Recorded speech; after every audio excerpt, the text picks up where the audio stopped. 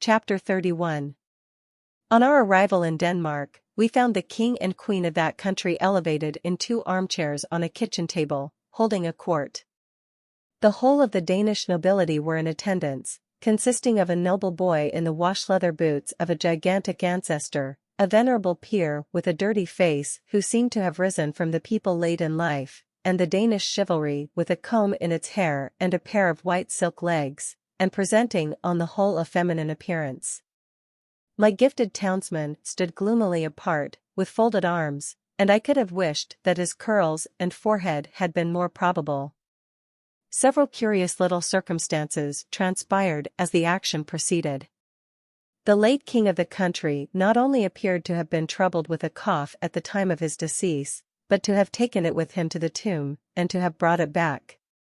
The royal phantom also carried a ghostly manuscript round its truncheon, to which it had the appearance of occasionally referring, and that too, with an air of anxiety and a tendency to lose the place of reference which were suggestive of a state of mortality.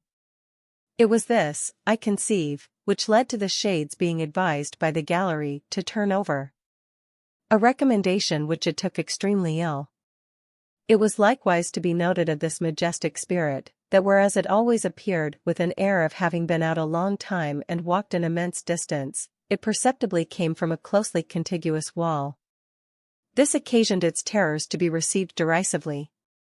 The Queen of Denmark, a very buxom lady, though no doubt historically brazen, was considered by the public to have too much brass about her, her chin being attached to her diadem by a broad band of that metal, as if she had a gorgeous toothache, her waist being encircled by another, and each of her arms by another, so that she was openly mentioned as the kettledrum. The noble boy in the ancestral boots was inconsistent, representing himself, as it were in one breath, as an able seaman, a strolling actor, a grave-digger, a clergyman, and a person of the utmost importance at a court fencing match, on the authority of whose practiced eye and nice discrimination the finest strokes were judged. This gradually led to a want of toleration for him, and even, on his being detected in holy orders, and declining to perform the funeral service, to the general indignation taking the form of nuts. Lastly, Ophelia was a prey to such slow musical madness, that when, in course of time, she had taken off her white muslin scarf, folded it up, and buried it, a sulky man who had been long cooling his impatient nose against an iron bar in the front row of the gallery, growled, "Now the baby's put to bed, let's have supper." Which, to say the least of it, was out of keeping.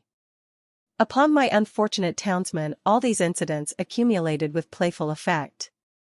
Whenever that undecided prince had to ask a question or state a doubt, the public helped him out with it. As for example, on the question whether 'twas nobler in the mind to suffer, some roared yes, and some no, and some inclining to both opinions said toss up for it, and quite a debating society arose. When he asked what should such fellows as he do crawling between earth and heaven, he was encouraged with loud cries of hear, hear. When he appeared with his stocking disordered, its disorder expressed, according to usage, by one very neat fold in the top, which I suppose to be always got up with a flat iron, a conversation took place in the gallery respecting the paleness of his leg, and whether it was occasioned by the turn the ghost had given him. On his taking the recorders, very like a little black flute that had just been played in the orchestra and handed out at the door, he was called upon unanimously for Rule Britannia. When he recommended the player not to saw the air thus, the sulky man said, "And don't you do it, neither, you're a deal worse than him." And I grieve to add that peals of laughter greeted Mr. Wopsle on every one of these occasions.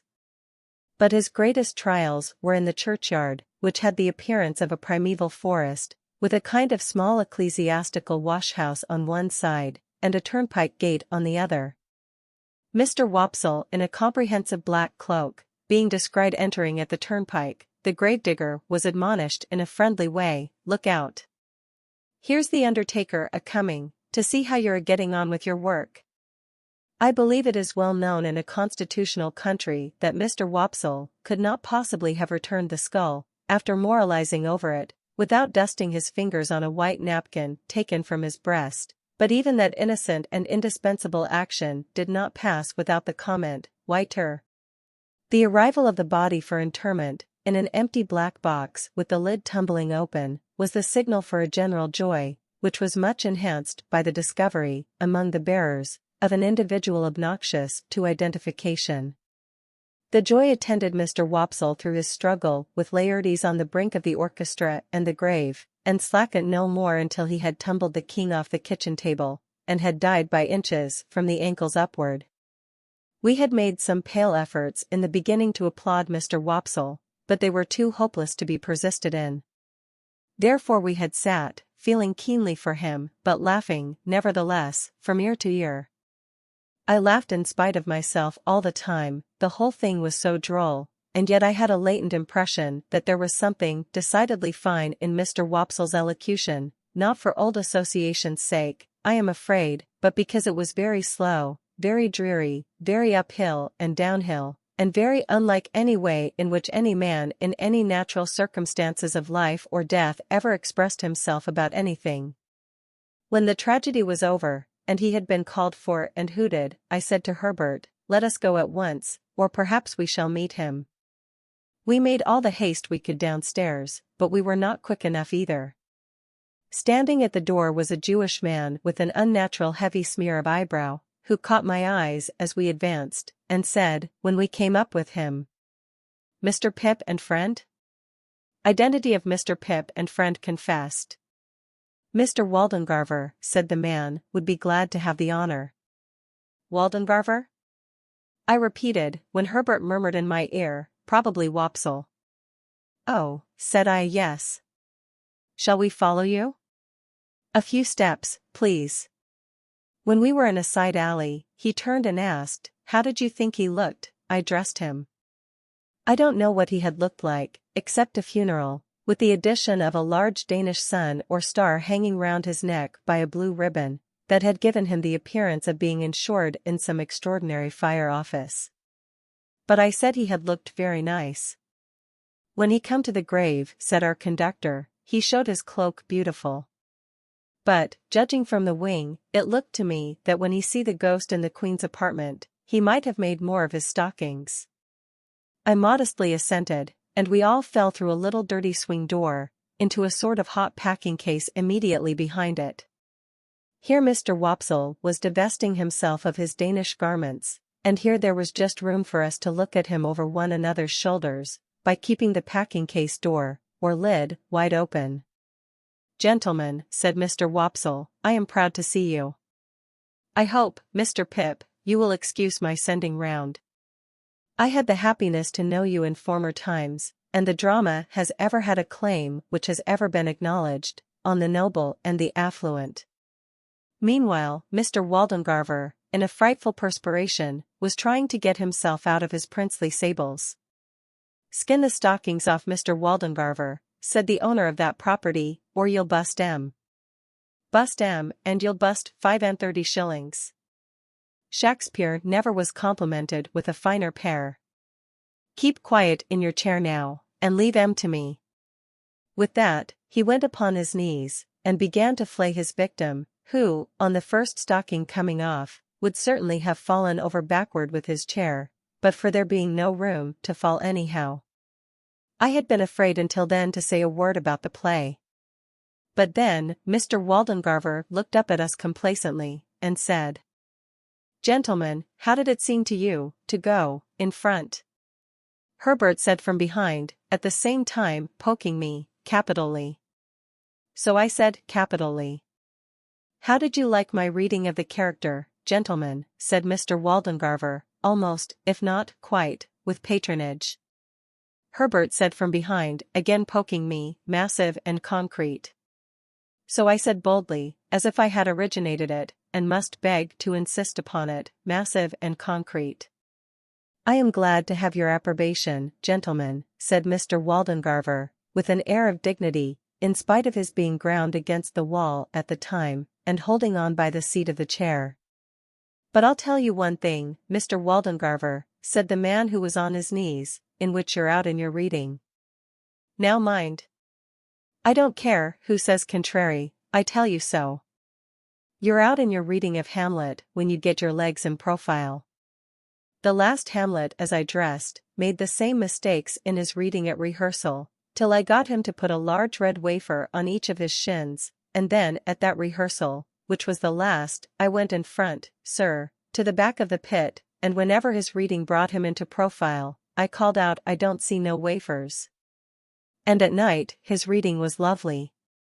Mr. Waldengarver smiled at me, as much as to say, "A faithful dependent, I overlook his folly," and then said aloud, "My view is a little classic and thoughtful for them here, but they will improve, they will improve."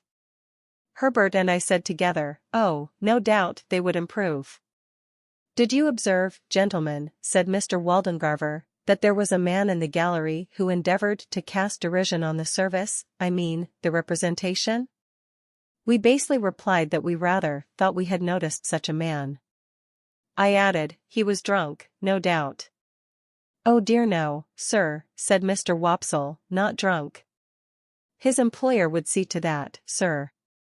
His employer would not allow him to be drunk." "You know his employer," said I. Mr. Wopsle shut his eyes, and opened them again, performing both ceremonies very slowly. "You must have observed, gentlemen," said he, "an ignorant and a blatant ass, with a rasping throat and a countenance expressive of low malignity, who went through, I will not say sustained, the role, if I may use a French expression, of Claudius, King of Denmark. That is his employer, gentlemen. Such is the profession."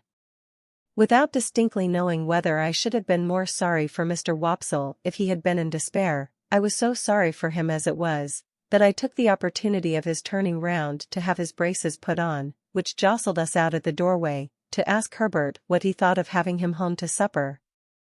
Herbert said he thought it would be kind to do so, therefore I invited him, and he went to Barnard's with us, wrapped up to the eyes, and we did our best for him, and he sat until 2 o'clock in the morning, reviewing his success and developing his plans.